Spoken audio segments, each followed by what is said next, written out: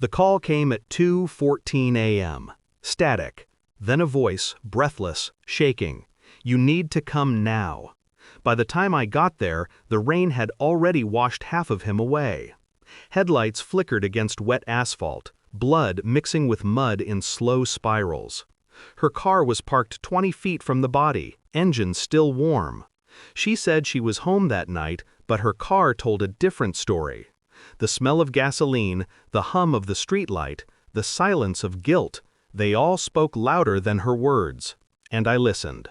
I kept my questions simple. Where were you between midnight and 2? Why is there soil on your tires? Soil from the East Woods, not your driveway. She smiled too soon after each answer, like rehearsed relief. Her phone showed a gap, 47 minutes unaccounted for. The timestamp on the security camera didn't match the story she gave. I didn't accuse, I observed. That's how truth cracks, not under pressure, but under patience. When I looked at her eyes, I saw calculation, not confusion. I knew she'd cleaned more than her fingerprints. She was scrubbing her conscience too. People in this town like pretending secrets die quietly. They don't.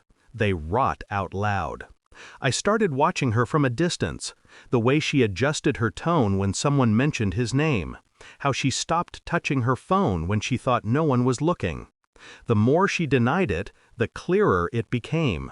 This wasn't panic, this was performance, the kind a guilty mind rehearses in the mirror. Every detail betrayed her, the sudden interest in alibis, the flinch when she heard his voicemail in evidence playback. But it wasn't fear in her eyes, it was something colder, control. That's when I realized this wasn't about love or loss or even rage. It was about power. She didn't just want him gone, she wanted to prove she could erase him and get away with it. The GPS data did what her words couldn't. It told the truth. A detour through the East Woods, 1:08 a.m., engine idling for 9 minutes, right where they found him. No signs of struggle, no signs of mercy. The footage from a nearby gas station sealed it. Her car, her plate, her composure. She looked straight at the camera, expressionless. Not panic, not guilt, just certainty. When I showed her the printout, she didn't blink. Instead, she said, "You can't prove what I thought." She was right. Intent can't be fingerprinted, but patterns can. The way she planned it, rehearsed it, erased him with precision, it was almost admirable. Almost. I left the room without another word, because I didn't need her confession. The truth had already spoken, through data, through silence, through the perfect alibi that fell apart under its own perfection. I didn't arrest her that night. Justice isn't about speed, it's about timing. So I waited. Her confidence became her weapon, and then her trap. She started correcting witnesses, offering too many details. I let her talk herself into a corner. When I finally turned in the full report, it wasn't her face I saw. It was the pattern of her lies, neatly aligned, perfectly formatted for conviction. In court, she stared at me once. Not hate, not fear, recognition.